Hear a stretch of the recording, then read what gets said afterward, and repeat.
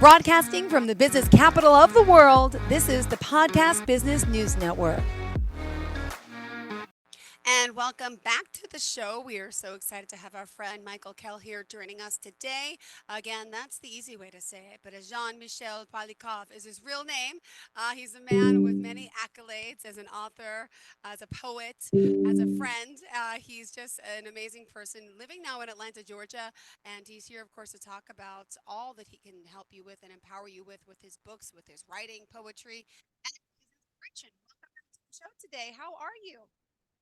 I'm fine, Joe. Nice to see you. I hope everything was fine, but I must say your star far outshines my star. No, it does not. See, no. Just a little Capricorn. Come on, you're the angel. I'm Angel, Anjill. That you are the real angel. You're one of them. And there's a lot of angels here on earth, which we've come to learn. I know you've written about that. By the way, for listeners out there, let's just remind them a little bit about who you are as an author, as a person. And of course, we can talk more about God's greatest miracle and all the other work you're doing. What do you have in store for us? Well, today I was actually, I think we have more time together, but I want to talk today about age regressions in therapy. Okay. And then I don't think I have enough time, and I got to find some books of mine that never got unboxed when I moved, on scientific data on reincarnation. And there's like 2,500 cases worldwide now that are well documented. And the question is, what can you say about this? Based on what spiritual teachings are, et cetera, et cetera. But I thought age regression is something interesting to speak about because it is sort of the other side of reincarnation. One's going backwards, one's going forwards. And, and if I went to, actually, I have this friend of mine in India wanted me to come and start talking under my Indian name, which is Sadhu Shavata Bestru. My guy that played the game over there, so to speak. And I would talk about ashram and stuff, but he was talking to us, you need to talk about reincarnation. And I go, yeah. Well, I can go into a room and use, hypnosis and guided meditation. Have people that expect to have a reincarnation experience. It's usually pretty close to the last life, and they will. So that would make them happy, but I don't think it really answers their question, because I can do that in the United States too. If I do seminars and say this is age regression for, last incarnation, everyone who comes has expectations of having a experience, and they're usually amenable to guided meditations and things like that. Either be in some spiritual school or new agey guy. And so they have them, and they're convinced they're true with no data. Okay. And so it brings the whole question up that you can't actually take your own personal experiences necessarily unless you can validate them that it's a past life regression. I'm going to talk about one such experience, if I don't forget what we talked today. Sure. Okay. And so if you took a bunch of people that think they could have it and put them in the same thing, presuming they're open to guided meditations, they probably wouldn't have it as much. But it's kind of hard to get that control audience. And so the hypnotic and age regression stuff in terms of past lives under hypnosis is questionable at best. I didn't say it does. I didn't say you can't find one, but people tend to get what they want to get, in other worlds. And so then for a long time when I was doing psychiatry, I would, some people want to be age regressed. Okay. And so there's all kinds of techniques to do it, and even though I'm not sure that what they're going to get is factually true, what I sort of found out dealing with hypnosis and hypnoanalysis and stuff with people is that everyone is not able to face actually the trauma they had when they were a young child. And most traumas to children that cause lifelong neurotic, psychotic problems happen before the age of 6. Okay, and there's a really good model for this that a guy named William Butler, doctor in the 50s, came up with. It's kind of Freudian, but it seems to work out pretty well. And that if you think of psychological problems as an allergy, it's a food allergy. Okay. The first time, and give you strawberries. The first time, if you never had a strawberry, the first time you ate strawberries, you're probably not going to have an immune response. Yeah. because there's probably no reason your body made, antibodies to strawberries. But if you don't eat for a little bit, what's going to happen is your body is going to have responded to that challenge, and it will, create antibodies. And so the second time or the third time, it takes a while, you get to do this, is that you'll have, a bad food reaction. Okay. And so there's this whole school of medical hypnoanalysis that looks at it from a very simplified point of view. And they have very simple diagnosis terms they use, which have nothing to do with modern psychiatry, except you can see that's what they're standing for. But they're like little narrative stories that people can accept, without having all the stigma of other things. And I'll give you an example. Is oftentimes people who are depressed, if you really watch their lives, they're really depressed. I mean, they kind of look like zombies a little bit, even more than we normally are, right? They don't want to do some stuff, they're doing things. And then when you start looking even deeper, if you go back to these childhood experiences, which usually happen before the age of 6, and look for a cause. And age regressed people, most people are comfortable with me by that time. They can trust me. I'm not going to do anything stupid. Unusual, perhaps, but not stupid. And, and so you go back and, for example, there's this patient who's depressed, and they also had problems like drinking water. They could drink milk, they could drink sodas, but they had really trouble drinking water. And they almost choked a few times when they were kids, and they had to learn how to do this really carefully. So they used a little straw. And so you go back and age regress them, and things are going on, and you do this looking for what's called the initial sensitizing event. And then you get the actual cause and stuff. And so the number of patients that have had similar problems like this, even with food sometimes, is that if you go back, you find out that under hypnosis, they were in the pool and almost drowned. So they swallowed water. And a lot of kids don't remember that, okay? Because a lot of kids' memory doesn't really start to 7 accurately. Sometimes a little bit earlier. And so when you get back and you go say, whoa, look, you almost had a near-death experience. I mean, not the psychological one, but a real one, okay? And so, this is what happened. And so you're alive right now. And I go, yeah, I'm alive now. Okay, so, well, I can give it up then. And so then if you bring them back up to normal times, you might have to do this once or twice, once for sure, but maybe twice, is what happens is that phobia to water, okay, or if they're pressed and think they're dead, goes away. Yeah. And so this therapy is extremely useful in helping people without giving them medical stigma, or stigma, I guess would be. And so the diagnosis they would give would be like walking zombie syndrome for depressed people, or people who kind of do things that are sort of foolish that could be lead to death. They have a lot of people have identity problems. They don't know who they are, and so they have identity problem. Yeah. And then a lot of people just don't want to grow up. They don't consciously know this, but they're doing things that's just not appropriate for their age, or they just can't, or they get stuck somewhere. And it's called like the Ponce de Leon syndrome. Ponce de Leon searching for youth forever. And so what I found with a lot of patients that staying away from the medical part, I mean, if they need medications, you get medications, but staying away from all these really harsh diagnoses, that a lot of people don't get better from, or they suffer from a long time. Well, if you give them a new name, sometimes it makes them open to getting well. And so age regression can work really, really well in this format for all kinds of things, and then when you get done going back and you trace the history of when they first had it, what the event was that caused it. And then you go back and you sort of unlearn all these things. And then you'll give them, for example, if it's identity problem in the kind of second one of Freud's ages, well, you tell them how you should have grown up. And so the rehabilitation are tapes about how you should have grown up. If you had not good family, this is the family you should have had. But listening to it when they have trust and comfortable actually makes a difference in their memories, because like every time you do hypnosis or every time you relive something, the memory is not a video, okay, audio. The memory is recreated by your brain based on various stimuli. And so if you go back and you interrupt the memory cause of it by, say, being anxious, and at times is that people stop being anxious or stop being worried. And so it's a really good therapy. People like it. It's comfortable. They don't feel bad about who they are. But some people won't face whatever happened to them if something did happen to them in this life. And you'd think it'd be something like really threatening, but it's not always. And so I would go, well, okay, if it's not in this life, Yeah. You think it might be in your next life, your Wow. past life. Okay. And so you just take them back there.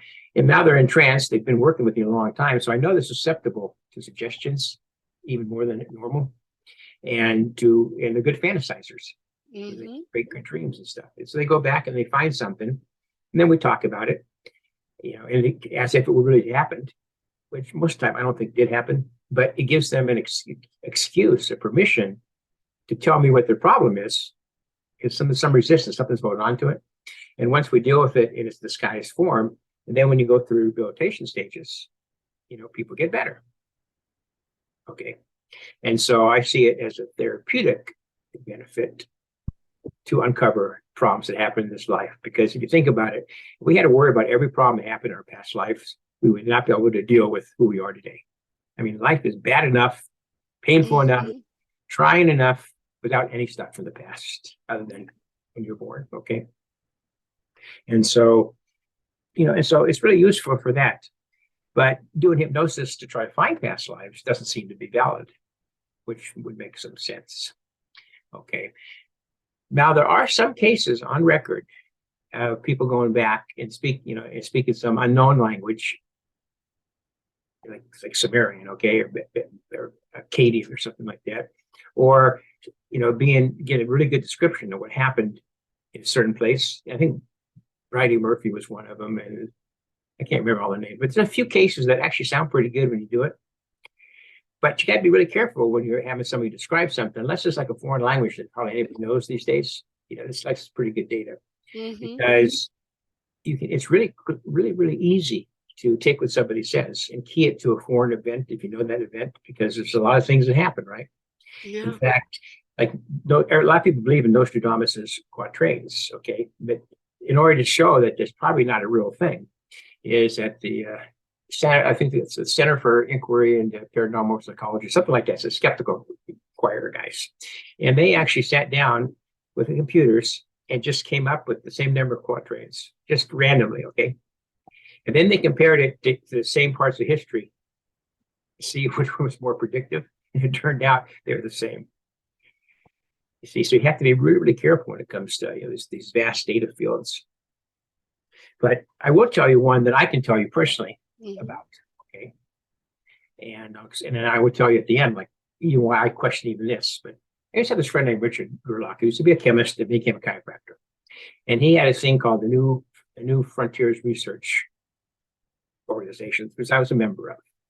And what we did most of the time, it sounds crazy, but we did most of the time was we communicated telepathically with dolphins. And everything go, no, that can't be. Well, here's the data that there's some truth to this, is because, Richard went and learned, like in Marine World in California, in San Francisco, the tricks dolphins could do. Okay, so he and some other people went into a non-related room, isolated, and they would say, we're going to start at this time, and they record everything, and we're going to ask the dolphins to do their routines. And then had a total independent person, look at the camera at the dolphins, and then look at their record. Okay, and it was something like a 90+% correlation that the dolphins actually did the routine, and the routines aren't like one after the other all the time. They just skipped around, and so it's kind of hard not to say that dolphins can't communicate with people. Yeah, sounds far out, but it's pretty hard. It seems to happen. They have big brains, so why not? And thoughts bypass language as we see it. And so this is a person I used to work with. But he and I could go do hypnosis together, have all these interesting journeys. And so one day he goes, I was like probably 27 then. He goes, Michael, I want to do some past life work with you. And I go, Richard, why? I got problems in my life now. I don't need extra problems. It's gone. That's why I don't have a lot of psychopathology. The past is the past. I just got to deal with the future and the current time. He goes, no, please, please, please. I go, okay, I'll do it one time. Don't ask me again. Of course he did, but asked him one time, and he said, okay. So we go into hypnosis together and record everything. And then we separate from our body, so to speak, and we join what I call the group mind, which I can't really explain how it is, but it's something there. And then, he asked me what's going on. So I said, well, Richard, I'm there. And he goes, where are you? So my dad's I go, Mhm. well, I'm over Lebanon and, in Jordan and Armenia, actually Jordan and Lebanon. And he goes, what year is it? And I go, I have a problem already, Richard. He goes, what's your problem? I said, look, this is like in our day, it's 1853. It's 1853 in our time. Yeah. I don't speak English in this life. So I should know the date in Arabic, but I don't know the date in Arabic. Okay. So it bugs me. He goes, that's okay. Don't worry about it. So I go, okay. So I described this whole life experience. I was like 20 years old. There was British troops going through there up the, the Crimea.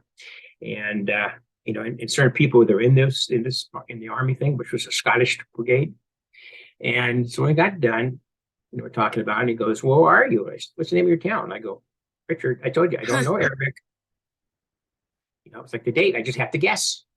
And he goes, well, I can guess then. I said, okay, it's All right. Ein Shlak. I mean, maybe I was how to say it nowadays, but that's how I said it. And he goes, what's it mean? I go, how do I know what's it mean? He goes, tell me what it means. I said, it means the place of the veiled springs. Okay, are you happy now? And he goes, where is it? It's exactly 60 miles in from the Jordan and Lebanon borders, okay, from the Mediterranean, due east. I think the two countries a long time ago, due east. And, so I went through it, done, he recorded everything. And so I wanted to go see what's going on because it was bothering me because I couldn't access the language. Okay. And everything had to be seen through English, which makes sense in some ways, but it makes it harder to accept. In any case, so I went to the library and they had these big maps, like 4x6 maps. I don't have them anymore. And you put them out. So I got my ruler and I looked in there and I measured 60 miles in. And I swear there's a town there called Einishlak. Something pretty close to that. Okay. Place of the Void Springs. So I go, this is a non-historical place. People who live there probably don't know where they live. And, then I wrote to the British War Office. This took a long time. It's a long time ago. About was there a certain bunch of army guys going through there. And, and some were from Scotland, and there's a Sergeant MacDonald and blah, blah, blah, blah. I can't remember the rest. And they wrote back after like 4 months probably. Yeah, there was such a army group going there. There was such a person like that, blah, blah, blah. So on the surface, it sounds like a really good recollection of a past life. In hypnosis we were under is not like the regular hypnosis. It's just a simple trance. And so later Richard asked me, he goes, well, I was feeling to have like a verified life experience. I go, Richard, you don't understand this, okay? There's a number of ways I could have that experience, right? If you believe that the universe keeps track of everything that happens, at least everything somewhat major, everything that happens, Akashic records. But maybe I can just read the Akashic records. Maybe I'm an angel, okay? Or read the Akashic records. So there's no way I can prove that it was actually my past reincarnation, rationally. I'm not saying it's not, but I can't prove it. But I don't really care because I don't need to know it anyway. And so he was happy with that. And so a few months later, he wanted me to do it again. I said, Richard, I don't want to do it again. It's not helpful. He goes, please, please, please. I said, I'll do it one night, this last time. So we went back pretty far. We went back to about 500, about right around just a little before Christ. Okay, I guess it was. Not thinking about it. And so I'm looking for my past life and stuff. And so I start laughing. And he goes, why are you laughing for? I said, Richard, you see that woman warrior running down below? He goes, yeah, it's the word part. He could see what I see. Okay. He goes, yeah, I see her. Don't you think she has a great ass? And he goes, God, she is in really good shape. And I go, that was me. We didn't go any further. Okay. So that's they may cross over sometimes, but who knows? And so that's the problem with past life regressions, because we are way too programmed to accept things on face value, rather than focusing on like our self-development. I mean, truly self-development, because who you are now, is a piece of this whole great creation.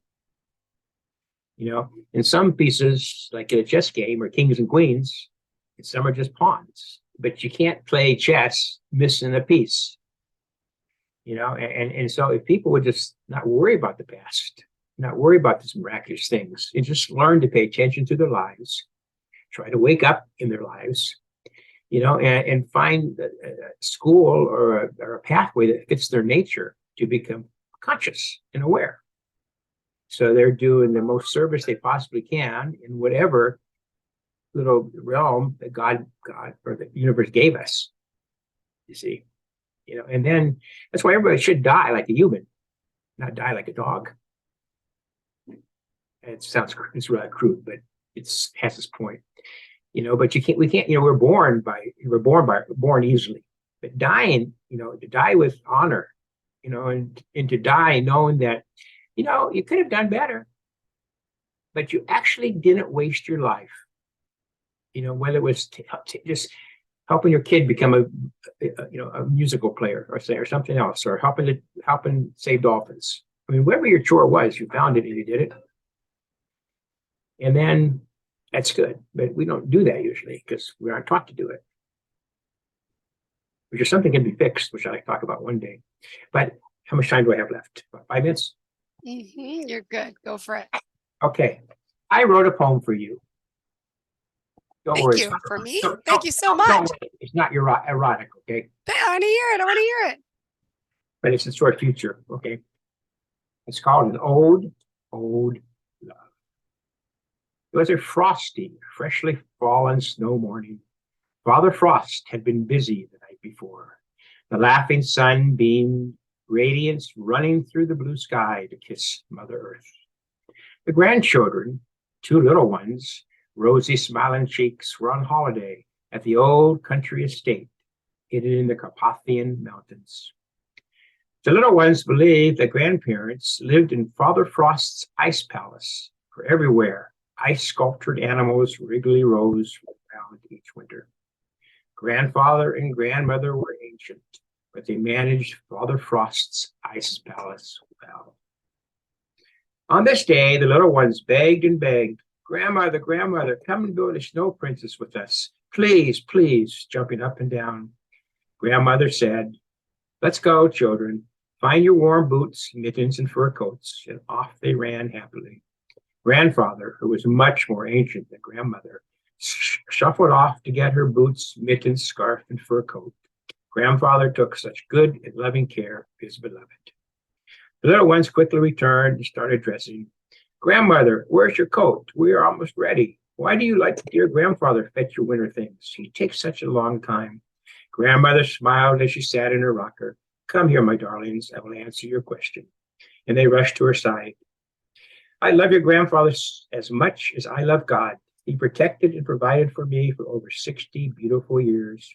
I know he's not as fast as he was when he was young. But it would break his heart to think that I no longer needed his protection and care. Do you understand, my dears?" Both chimed together. "We love grandfather. He is always cheerful and full of little pranks and puns." At last, grandfather returned, his arms full of coat, scarf, mittens, and boots. He bent down and put the boots close to grandmother, after opening the tongues nice and wide. She slipped into her boots and stood up. Grandfather wrapped the scarf securely around her neck and helped her into her oversized winter coat, giving her the mittens when she was cozy. The little ones opened the great wooden door right out into the sun and snow. Grandfather said, "My beautiful angel, you must come in before you get cold. I do not want to have a sick grandmother to care for." And then grandfather closed the great wooden door, a smile on his face and love in his eyes. The end. Beautiful. No, that just comes to you out of nowhere. And how long does it take to write something like that? I'd be like, I don't have that flow. Maybe 10 minutes. Wow. But I think sometimes I go back and have to edit, change words around a little bit. The editors don't like me because I use poetry things, you switch words in the wrong way. But sometimes you got to go back the other way. But that's the kind of love I wish that men and women would have. I mean, not the details. Yeah. It's so pure and so things, and they just are bonded together. Beautiful. You clearly have a way with words. So anyway, I guess I'll send it to the support group so you can give your copy. Beautiful. Thank you so much. And let's remind everyone how we could reach you. And if we want to, of course, purchase your work. Remind us again. Okay, I don't know mind you're at on all. Amazon. Go ahead. Best way to reach me is go to email. Okay, it's email at enlightenment123.org. That's like my overbearing website. And if you're interested in reading a really, really tender book that has great meaning in it, if I say so myself, and go to Amazon or go to Barnes & Noble and type in the search thing, Jean-Michel Polyakov. And spell that for us. Yep. JEAN-MICHEL space POLYAKOV.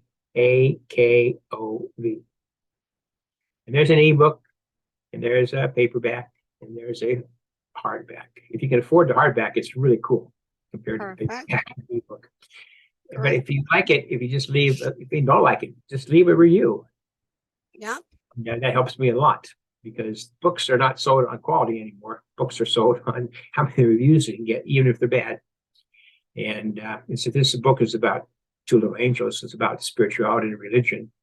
It's even harder to get the bestseller list with some million copies. Absolutely. I bless all of you, and next time we'll talk about, if I remember, about actually reincarnation cases. Oh, I want to hear more about this for sure. That's sort of a third, but I need to get that book in, which should be coming today. Sounds good. Thank you again for your time. You have a fantastic day. Happy week of the new year. And to all of our listeners, we appreciate you as well. Thank you again.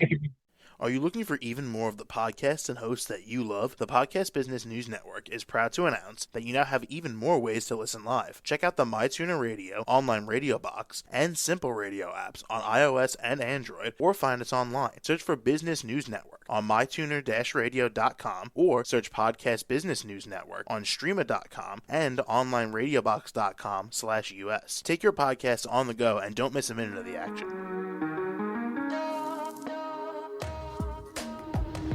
Broadcasting from the business capital of the world, this is the Podcast Business News Network. For nearly 2,000 severely injured veterans, everyday life has become filled with barriers. Day-to-day simple tasks can become pretty daunting. I have to carry my chair up 2 flights of steps or have somebody do it for me. What scares me the most is just the falling. When I'm struggling with my house, I think, to have that one great barrier just knocked down, it's crucial. Home for Our Troops is a wonderful nonprofit that builds a mortgage-free, fully adaptive, handicap-accessible house. And there's no catch. It'll be our very first home that we've ever owned. This is a game changer. This is where your life begins again. We need you to join us in completing this important mission. Please visit hfotusa.org and help build homes and rebuild lives. Because of you, everything's going to be okay.